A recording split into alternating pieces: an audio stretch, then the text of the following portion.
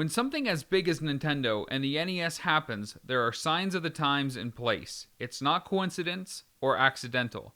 We caught up with three arcade-era legends, Ben Gold, Billy Mitchell, and Walter Day, and picked their brain about the demise of the coin-op world, the emergence of Nintendo, and Nintendo's lasting legacy.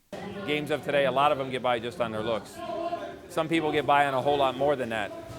And that's what the retro games do, is there was so much that went into it. It was more in depth. You had to get further into it. You learned more as you went. It was very intriguing. I can tell you 10 games that mattered back then. You know, you'd have Donkey Kong, Pac-Man, M.A.S.K, Pac-Man, Donkey Kong Jr.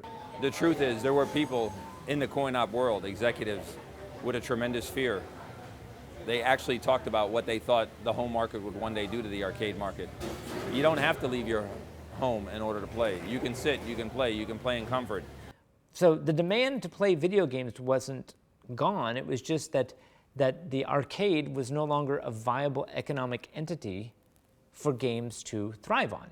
But that huge spiritual energy to embrace video games, enjoy video games, play video games, and compete on video games, that had to find a new place to go.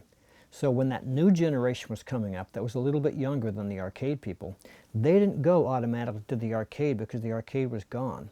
Their competitive arena, their battleground, was the NES. So 1985 is a good year to launch a system, a console system, that begins to improve the graphics. The world is a matter of timing.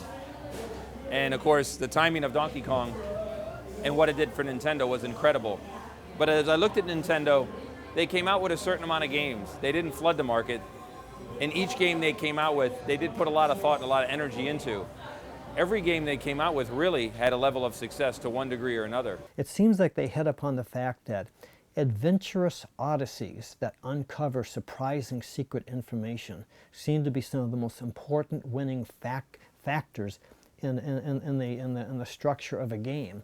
I think Nintendo made some very good economic choices, made some very good cultural choices. They were able to go and just reinvent, and have those same underlying principles of game design just be brought back to life again and again. I think Nintendo is probably the savviest of all the game manufacturers because, you know, when you think of Nintendo, there's only positive thoughts that come out. NES, Atari 2600, other early consoles are also equally as significant and equally as important as the arcade era was. They are the other pillars that are holding up the edifice of the history, the legacy of gaming.